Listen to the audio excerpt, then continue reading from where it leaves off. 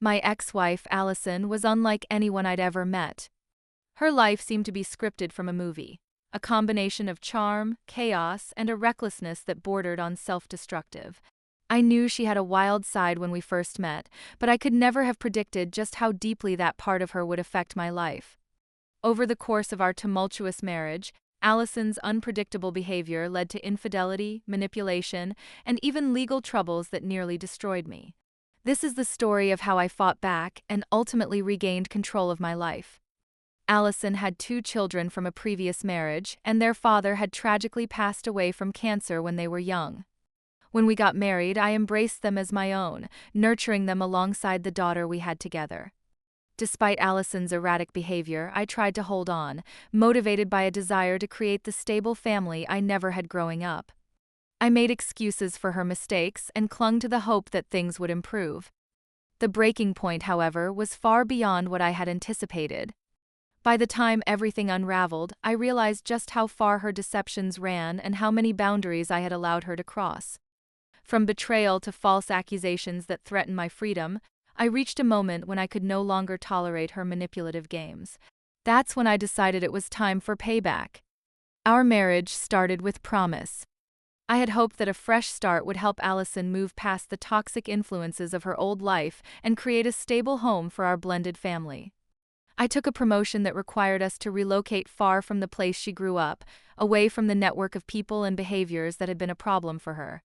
I believed this change would be good for both of us. But even after the move, her behavior didn't change much. She avoided getting a job and spent most of her time on hobbies like flipping furniture, which kept her constantly on the move to local shops and resale stores. One day, she introduced me to a man named Javier, an associate at one of the stores where she sourced furniture. He was young, about a decade younger than her, and had a friendly demeanor. Still, something about their interactions unsettled me. Allison's pattern of attention-seeking behavior made me wary, and my instincts were telling me this could be trouble. Months passed, and Allison's attention to her furniture business intensified. The late nights and constant errands became the norm, but she dismissed my questions with explanations about work and maintaining her independence. Our arguments became frequent and bitter, reaching their peak one night just before Thanksgiving. The fight was brutal, filled with accusations and threats. She even hinted at making false claims to CPS about my treatment of her children, claims that could ruin my life and separate me from my daughter.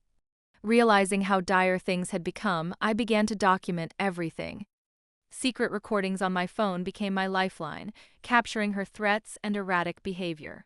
Then, just a few days after that explosive argument, she managed to twist a text I had sent her into a narrative that got me arrested.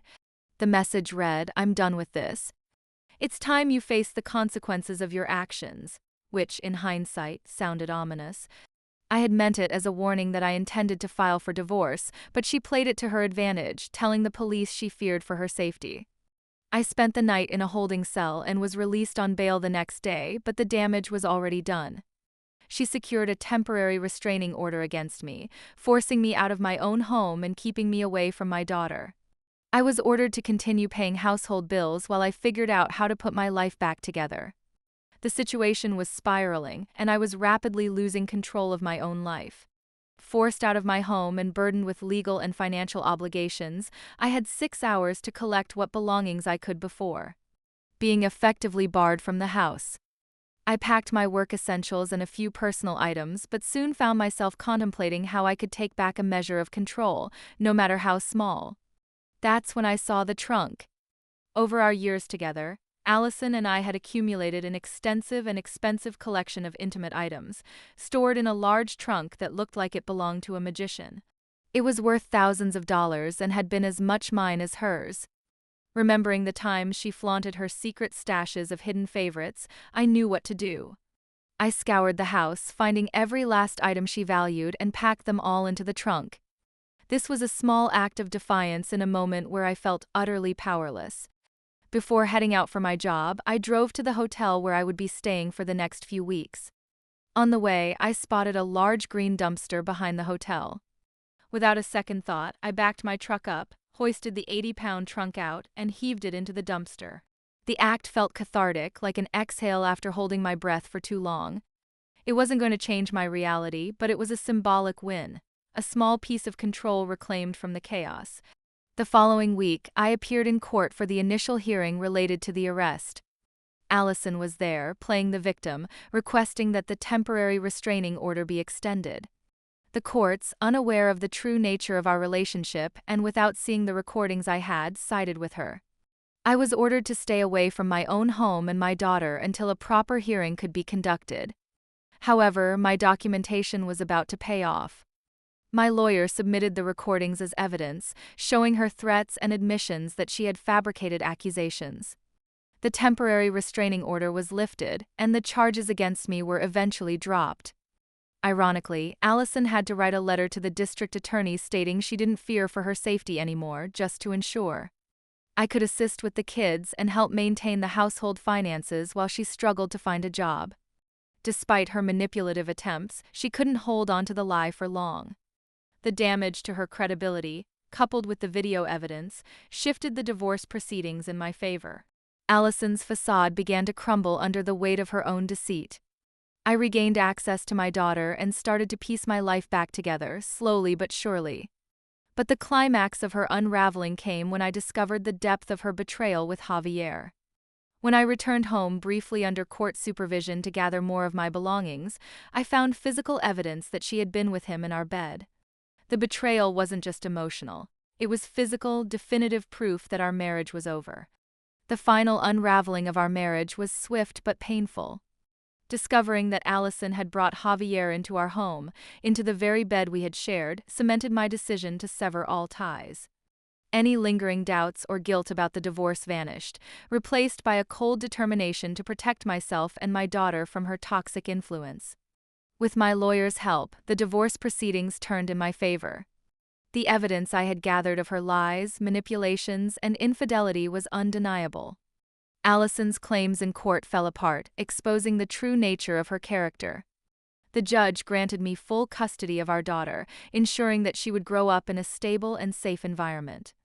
Allison's parental rights were limited, and she was left to face the consequences of her reckless choices.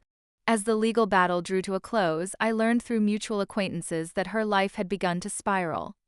With Javier out of the picture and her lies catching up to her, she struggled to maintain her lifestyle. She moved out of state with her older children, attempting to start over, but the reputation she had built followed her. Rumors of another failed relationship and financial troubles trickled back to me, but by then I was too focused on rebuilding my life to pay them any mind. I finally had the peace I had been yearning for. The house, once filled with tension and deceit, became a home for my daughter and me, a place of laughter and healing. The small, symbolic act of dumping that trunk into the dumpster had marked the start of my recovery, a turning point where I chose to reclaim my power. It wasn't easy to move on, but step by step I did. I learned to trust myself again and sought to create a life where my daughter would feel secure and loved. The experience left scars, but they became reminders of my resilience, proof that I had survived and come out stronger. As for Allison, her attempts to contact me over the years have been met with silence. I set boundaries that I refuse to cross. The chapter with her is closed, and while the memories may linger, they no longer hold the power to control my life. Dear listener, if you've reached this far, thank you for sharing in my journey. Your support means the world to me. If this story resonated with you, please consider subscribing. It's a small act that makes a big difference.